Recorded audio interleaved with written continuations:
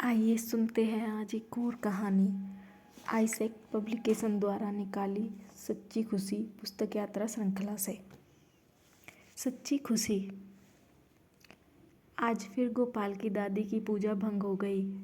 वो गोपाल पर नाराज होकर कहने लगी, क्यों गोपू, तू मेरा कहा नहीं मानेगा बेटा? रोज मेरी पूजा भंग करने ये कचरा पार्टी अपने आंगन में इकट्ठा कर लेता है। ये कचरा पार्टी नहीं है दादी, ये सब मेरे मित्र हैं, बेचारे गरीब हैं, इसलिए आप ऐसा कह रही है। गोपाल रुआंसा सा होकर बोला, लेकिन बेटा तू इन्हें पकड़कर यहाँ अपने घर क्यों ले आता है? जाकर कहीं मैदान में क्यों नहीं खेलता? दादी माँ, मैंने बताया तो था कि मैं इन्हें पढ़ाने के लिए अपने घर लाता हूँ। तू क्या कोई मास्टर है जो इन्हें पढ़ाएगा? गोपाल की बात पर दादी माँ ने हंसते हुए कहा, मास्टर नहीं, मित्र। ये बच्चे पास की झोपड़ियों में रहते हैं, ये स्कूल नहीं जाते। मैंने सोचा क्यों ना अपने स्कूल की इन छुट्टियों में मैं इन्हें कुछ पढ़ना लिखना सिखा दूँ। अब आप है कि अपनी पूजा का नाम लेकर हम पर नाराज़ हो रही है। गोपाल की बड़ी बड़ी बातें सुनकर दादी माँ सोचने लगी, ये छोटा सा लड़का इतनी समझदारी की बातें कैसे कर लेता है। उन्हें गोपाल की बातों का महत्व भी समझ में आ गया, लेकिन तभी उन्हें अपनी पूजा का ध्यान आ गया।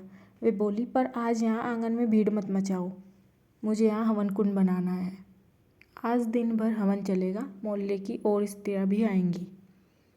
दादी माँ, एक बात बताइए, गोपाल ने कुछ सोचते हुए कहा। क्या बात है बेटा, जल्दी पूछो, मुझे बहुत काम करने हैं अभी। आप ये पूजा ये हवन क्यों करती हैं? भला ये भी कोई सवाल हुआ? अरे खुद को भगवान की नज़र में अच्छा बनाने के लिए, मन की शांति के लिए, पुण्य कमाने के लिए मैं ये सब करती हूँ। मैं ही क्या, सारे लोग ऐसा करते हैं। क्या भगवान आपकी पूजा से प्रसन्न हो जाते हैं दादी अम्मा?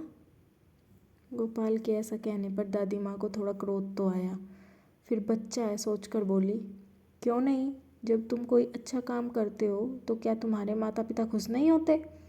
उसी तरह हमारी पूजा पाठ करने से ईश्वर भी खुश होते हैं। लेकिन आप तो मेरे अच्छे काम पर नाराज़ हो रही हैं दादी माँ। क्या किसी को पढ़ाना बुरी बात है? क्या गरीब बच्चों से दोस्ती करना बुरी बात है? क्या भगवान किसी की मदद करने और उसे प्यार करने से खुश नहीं होते? बस बस, बहुत सवाल करने लगा है तू आजकल, दादी माँ ने चिढ़ते हुए कहा। लेकिन वह सवाल सही कर रहा है माँ, गोपाल के पिताजी ने दोनों की बातें सुनकर बीच में हस्तक्षेप करते हुए कहा। बात चाहे छोटा करे या बड़ा, अगर सही हो तो मान लेना चाहिए। ये आपने ही तो हमें सिखाया है ना अम्मा, तो फिर आप गोपाल की बात माने क्यों नहीं लेती? अरे क्यों मानो इसकी बात, ये तो बड़ा उपद्रवी हो गया है, रोज़ाना मेरी पूजा भंग कर देता है, दादी चिढ़कर बोली।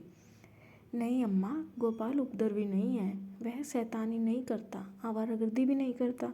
उसने तो अपने गुरुजी से प्रेरणा ली है, गरीब बस्ती के बच्चों को पढ़ाने का बड़ा शुभ काम शुरू किया है। हम सबको उसे शाबाशी देना चाहिए, गोपाल के पिताजी ने कहा। और मेरी पूजा और हवन का क्या होगा? क्या भगवान नाराज़ नहीं हो जाएंगे? दादी माँ ने गोपाल के पिताजी से पूछा।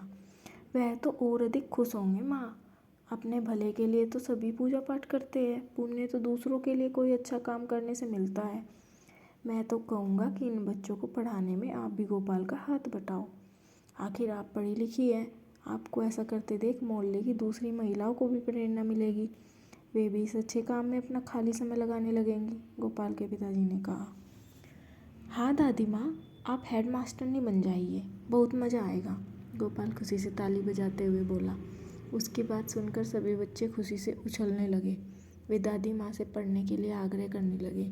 उनके स्नेह को देखकर दादी माँ की करुणा पिघलकर आंखों में आंसू बनकर तैरने लगी। वे सोचने लगी, ठीक ही तो है, ये बच्चे भी तो भगवान का ही रूप है, इन्हें पढ़ाना लिखाना और इनमें अपना प्यार बांटना भी तो भगवान की सेवा ही है। अपना भला तो खूब कर लिया, अब कुछ दूसरों के भले के लिए भी किया जाए। अपने मन में ऐसा निर्णय कर दादी माँ बोली, तो ठीक है, आज से मैं तुम सब बच्चों को पढ़ाने में गोपाल का साथ दूंगी, मगर मेरी एक शर्त है। क्या दादी माँ? सब बच्चों ने एक स्वर में पूछा। तुम लोग मुझे न मास्टरनी बुलाओगे न हेड मास्टरनी, मैं तो तुम्हारी दादी माँ हूँ, तुम सब मुझे दादी माँ कहकर ही पुकारना। चेहरे खुशी से चमकने लगे। दादी माँ ने अनुभव किया कि आज इन बच्चों को मुस्कुराता देखकर उन्हें बहुत खुशी मिली है। घंटों माला जपने और भजन गाने से भी ऐसी खुशी नहीं मिली थी।